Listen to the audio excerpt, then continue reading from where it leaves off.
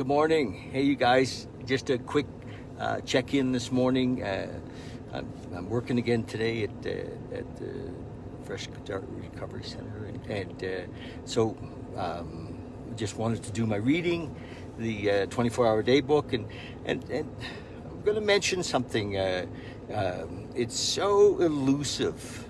The ego separates us from God. Ego separates us from God, and ego says, if I was just smarter, I wouldn't slip. I was actually just in the bedroom with a guy, and we were talking about another guy who went out, and he said, stupid guy. And I said, he's not stupid. Actually, he has a disease, just like my friend in the bedroom did. He has a disease, but it's so hard for us to get that for the addict and the alcoholic, it's beyond our control. We're defenseless. We don't have the ability, really. It's just the crazy mind takes us on a ride, and easy for us to talk about it right now, and you relate to it and say, oh yeah, that's true, but in the moment we forget. We think, if I just had my finances were in order, I'd be okay, or if my girlfriend was nicer to me, I'd be okay, or my husband was nicer to me, I'd be okay, and none of those things matter. It's really our relationship with a higher power, period, full stop. Relationship with a higher power is the bottom line, and if there was some other way, we'd have discovered it. There's no pill. If we're an addict or an alcoholic, or a crazy thing. I mean, everybody has a neurosis, and some of us are psychotic for sure, psychosis, but we have things that separate us from God. But with the addict and the alcoholic, what happens is that we medicate with drugs and alcohol. We medicate with drugs and alcohol, and that medication kills us. Ruins, takes away everything, and so we have to. For us, it isn't optional. We have to build this relationship with a higher power, or we're screwed.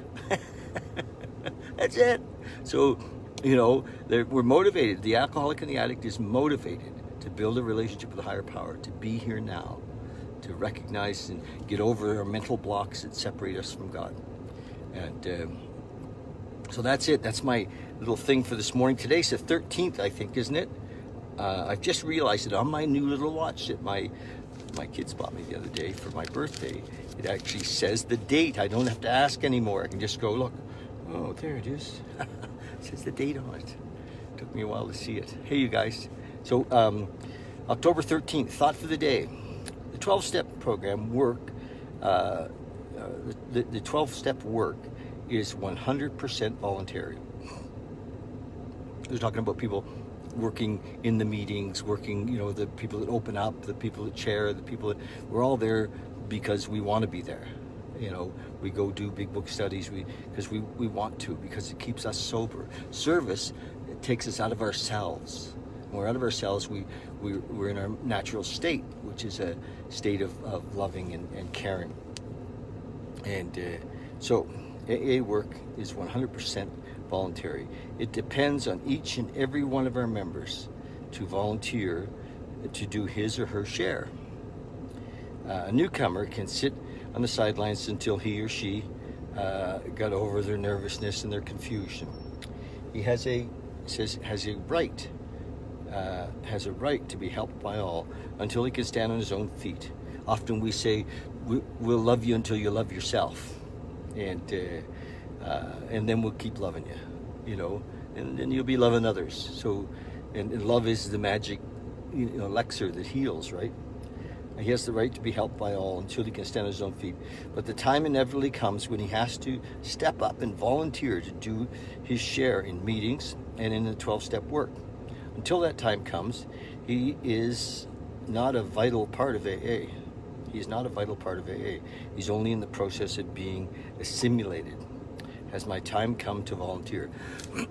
I just want to mention that when I first came to AA in the 12-step world, I was making coffee very early, You know, I wasn't much of a sponsor. I couldn't really help people. I didn't have the answers, you know, about recovery, but I could make coffee. I could open the door. I could set up the chairs. I could, you know, and I was doing that really early in recovery, very early. And back in those days, I was emptying ashtrays. We smoked in the meetings, all of us. The place would be blue with it. You know, church basements, smoking in church basements. We did. Those were the days. I don't mean that I pined for those days. It just that they were interesting times. We didn't know. Meditation for the day.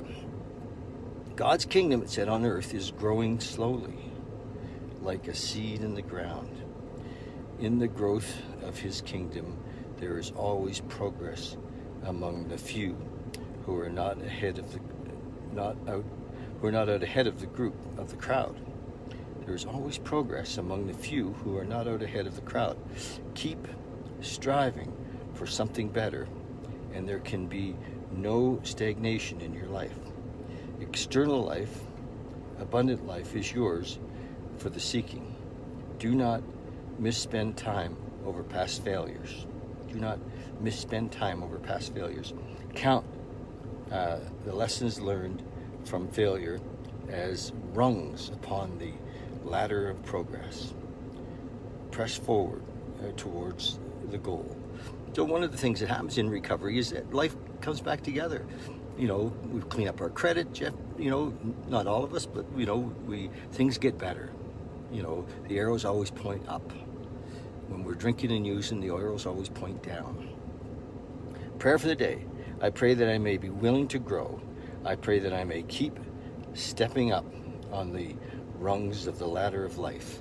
So this is out of the 24-Hour Day book, written 1954. It's a support text for people in the 12-step world. It's a beautiful piece, and I'm just grateful I get to read it. So remember, when you're thinking about the alcoholic or the addict, you know, they're not stupid, they're sick.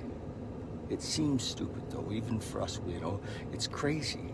We're crazy, and we forget, and we, you know, we're defenseless against the first drink or the first drug, and so we need a higher power, period, full stop. That's the 12 steps are all about gaining access to that higher power, you know, and being one with God consciousness, instead of God-centered instead of self-centered. So that's it.